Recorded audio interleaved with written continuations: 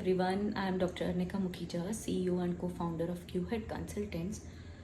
जैसा कि आपको पता है कि हम बहुत सारे सेशंस, बहुत सारी ट्रेनिंग ऑफ एंड ऑन करते रहते हैं related to NABH, related to medico legal systems, क्या चीज़ हमें कोर्ट में और क्या चीज़ हमें हमारे को सेफ रख सकती है ऑन द पॉइंट हॉस्पिटल, या कौन सी चीज़ हमारे पेशेंट्स के लिए बेटर है, कौन सी चीज़ें उनकी हमारे हॉस्पिटल में जो विजिटर्स आ रहे हैं उनके लिए बेटर।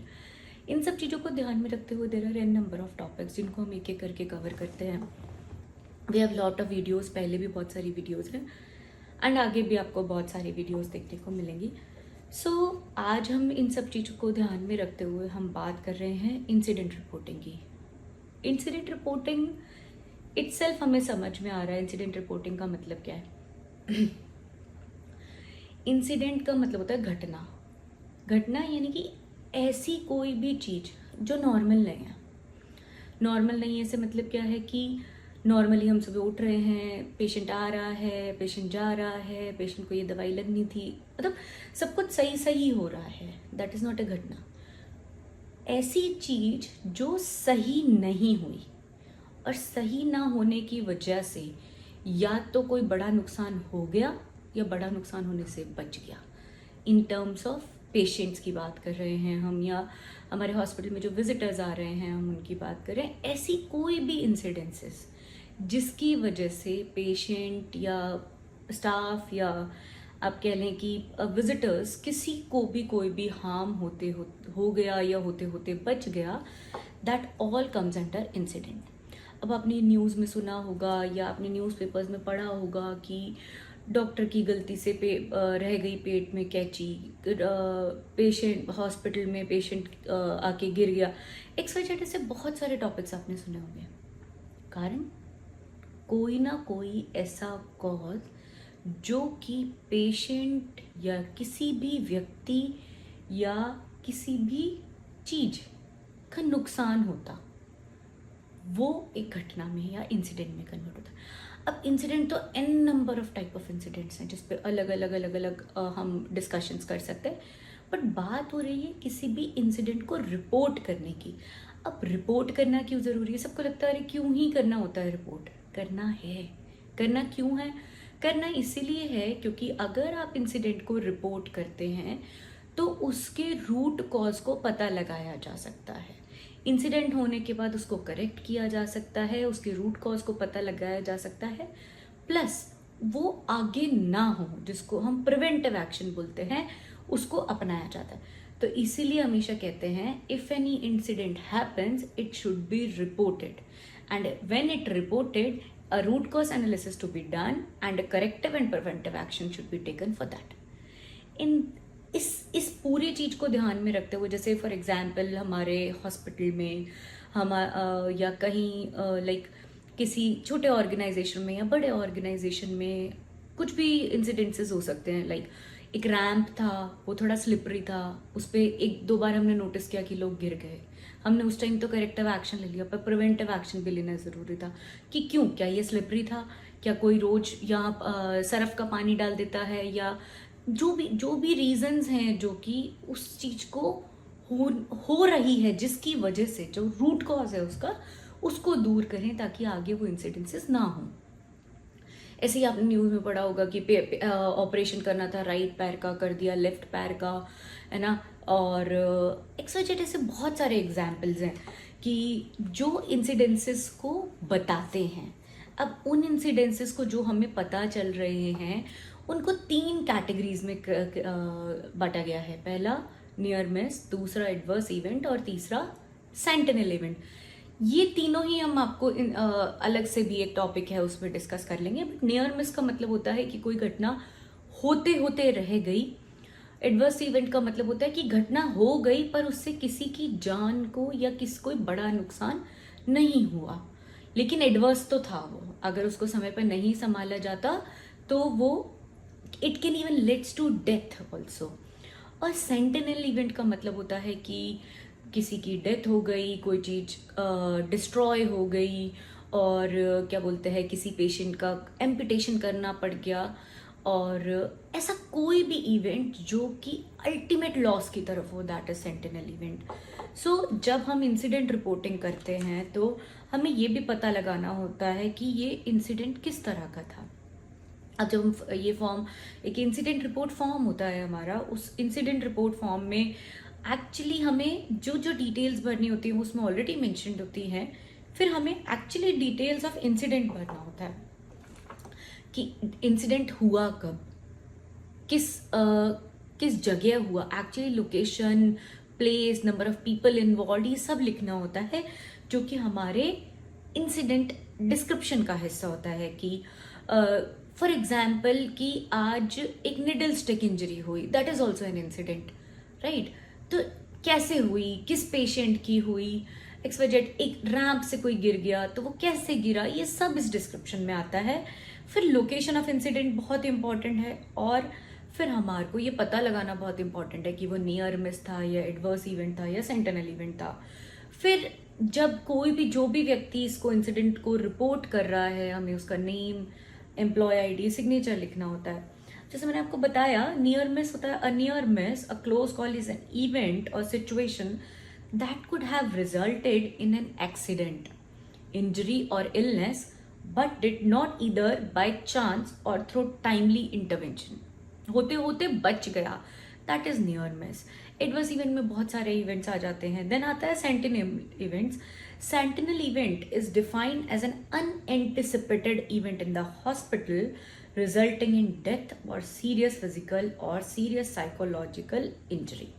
ये बहुत इट्स अ बिग फॉर्म, हम उसे पढ़ सकते हैं, हम उसे समझ सकते हैं, but the important part is incident should be reported.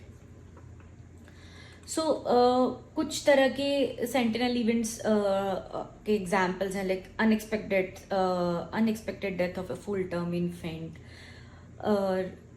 Rape in a continuous case setting, suicide in the hospital, fall from cot or a stretcher leading to prolongation of hospital, permanent disability or death।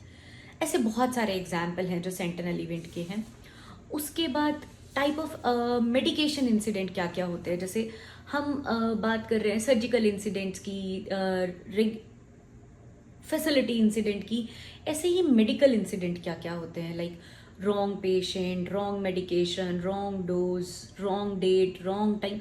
Like ये जो point है, ये I have covered in my 10 hours topic, R for rabbit, 10 hours topic, जो कि ये बताता है कि राइट क्या है, सही क्या है। यहाँ हम बात करें कि गलत क्या है। सो मेरा ये वाला जो वीडियो है जो राइट टॉपिक्स की बात करता है, वो ये बताता है कि सही तरीका क्या है। यहाँ बात हो रही है, अगर मेडिकेशन के केस में बात करते हैं, wrong patient, wrong medication, wrong dose, wrong date, wrong time, wrong route, अगर ये कुछ भी, मान लीजिए आईवी देना था, आपने आईएम दे दिया, so that also an incident. नुकसान हो सकता है ना पेशेंट का, अगर पेशेंट का नुकसान हो सकता है, या टाइम गलत था पेशेंट को देनी, मतलब सुबह 6 बजे थी मेडिसिन और शाम दोपहर के 2 बजे तक नहीं दी गई। अब हो सकता है ना वो मेडिसिन सुबह 6 बजे इसलिए लिखी गई थी बिकॉज वो एम्प्टी स्टमक थी, तो उसमें साथ में लिखा भी होगा एम्प्टी स्टमक, बट नहीं दी, भूल गए। सो this comes all under medication incident. Pharmacy से जब हम मेडिकेशन की बात करते हैं तो डिस्पेंसिंग के इश्यूज होते हैं कि टाइप ऑफ एरर में आपका ऑर्डर क्या था, एडमिनिस्टर क्या था, बहुत सारे डिस्पेंसिंग एरर। फिर हम बात करते हैं फॉल की, फॉल ऑफ मतलब किसी इक्विपमेंट का, मान लीजिए एक मॉनिटर पेशेंट के सर पे गिर गया, तो then it's a fall of equipment. Patient bed side railing हमेशा क्यों लगा के रखनी होती है, कि पेशेंट बेड से ना गिर जाए, like specially in case of pregnant women और आपके बुजुर्ग लोगों में, बच्चों में, हमें हमेशा बेड साइड रेलिंग लगा के रखनी चाहिए, क्योंकि सोते सोते गिर ना जाए। लाइक लगानी एडल्ट में भी चाहिए हमेशा, बट वनरेबिलिटी ऑफ पेशेंट की बात करें, वनरेबिलिटी क्या है, वनरेबिलिटी भी मैं अपने एक अलग से, मैंने टॉपिक है वनरेबल पेशेंट का, उसमें कवर किया हुआ है, तो आप उसमें उस चीज़ को समझ सकते हैं कि वनरेबल पेशेंट्स क्या होते हैं। सो ऐसे फॉल के डिफरेंट टाइप्स है। When you read this form you will understand type of incident, security related, like theft, चोरी होना, लाइक और आपका कोई पेशेंट मिस होना, abduction, patient abduction is the type of safety event, कि हॉस्पिटल में सेफ्टी नहीं थी कि पेशेंट भाग गया, या फॉर एग्जांपल बच्चा चोरी होना, जो जनरली हम चाइल्ड एब्डक्शन, जो हमारा कोड पिंक है, कोड पिंक का भी मैंने अलग से वीडियो बनाया हुआ है, you can see that. So code pink के केस में बच्चा चोरी होना, that is also a safety issue, right. फिर आता है इक्विपमेंट रिलेटेड, लाइक इक्विपमेंट जो था, फॉर एग्जाम्पल इंसिडेंट्स हुआ कि हम आपको सबको पता है कि हमें क्वालिटी कंट्रोल्स करने होते हैं to have the correct report. Like lab में अगर ये होता है कि मशीन सही रिपोर्ट्स नहीं दे रही थी, that is also an incident, right. So हम इसीलिए हर चीज़ के क्वालिटी चेक को टाइम पे टाइम करते रहते हैं, लाइक इक्विपमेंट्स को कैलिब्रेट करते रहते हैं. तो it's all about to give an accurate thing to the patient और any of the person who is in need. Then equipment related के अलावा हमारा आता है लैब में, रेडियोलॉजी में बहुत सारे और चीज़ें होती हैं. रिपोर्ट्स के अलावा मान लीजिए पेशेंट, हमारे यहाँ पे कार्डिक सेंटर है मान लीजिए, और केराटिनिन करना is a very important thing, and एक ही मशीन है जो केराटिनिन करके देती है, and your machine is on break down and it has not been reported to anyone earlier कि उसका सर्विस कब हुआ. तो this all can come under incidents. तो ये जो फॉर्म है वो सिर्फ ये नहीं कहता है कि हमें वो ही 2 या 3 इंसिडेंट्स लिखने हैं जो कि पेशेंट रिलेटेड हैं. It is a form which says कि any of the incident which has been happened should be reported, either in form of managerial, in form of medication, in form of equipment, in form of anything which comes under this. फिर उसके बाद जब हम root cause analysis, very very important part, जब हम किसी भी incident को रिपोर्ट करते हैं या उसको हम बैठ के कमेटी में डिस्कस करते हैं, तो हमें उसके बहुत इंपॉर्टेंट पॉइंट पे एक पे जाना होता है जिसको हम बोलते हैं रूट कॉज एनालिसिस. ऐसा क्यों हुआ, उस क्यों को ढूंढना is root cause analysis, right. Then क्योंकि इंसिडेंट ने, देन आता है corrective action. Corrective action is all can be immediate also. Like for example, अगर किसी पेशेंट को इंजेक्टेबल कोई लगाना था और वो इंजेक्टेबल लगाते ही पता चला कि अरे गलत इंजेक्टेबल लगा दिया, एंड इमीडिएटली उसको हटा दिया गया, that is a corrective action, immediate corrective action. But कुछ होते हैं डिलेड करेक्टिव एक्शन, जिसमें हम पूरा स्टडी करते हैं, फिर उसका करेक्टिव एक्शन लेते हैं, और फिर आगे वो ना हो उसके लिए प्रिवेंटिव मेजर्स लेते हैं. So that is part of preventive action. में क्या होता है फिर प्रिवेंटिव एक्शन में कि जो हमारे पास्ट एक्सपीरियंसेस हैं, जैसे कि वही मैंने जैसे बताया कि सपोज करिए एक क्रैम्प है, उस पे से कंटिन्यूअसली 3-4 बार हम नोटिस कर चुके कि लोग गिर जाते हैं या स्लिप होने लगते हैं और बच जाते हैं. तो उसका प्रिवेंटिव एक्शन क्या है, उस पर एक मैट बिछा दी जाएगी, या अगर वो स्टीप है तो उसको स्टीप कैसे ठीक किया जाए. So this comes under preventive action कि वो इंसिडेंट दोबारा हो ही नहीं, that is preventive action.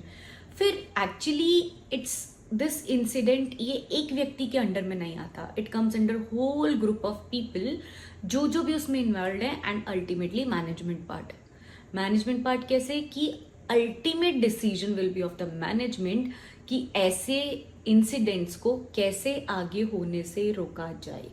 And हमें ऑफ एंड ऑन हमारे इंसिडेंट्स के लिए कमेटी डिस्कशंस और वो सब करना चाहिए, ताकि ये क्लियर हो पाए कि इंसिडेंट्स को बचाया कैसे जा सकता है. Incident is actually the part of patient and visitor and staff safety in a hospital. And I think this is all about incident reporting today. Incidents अलग अलग होते हैं जिनको अलग अलग तरह से डिस्कस किया जा सकता है, but today I have talked about incident reporting. So I think thank you so much for today's this topic, incident reporting, and every incident should be reported.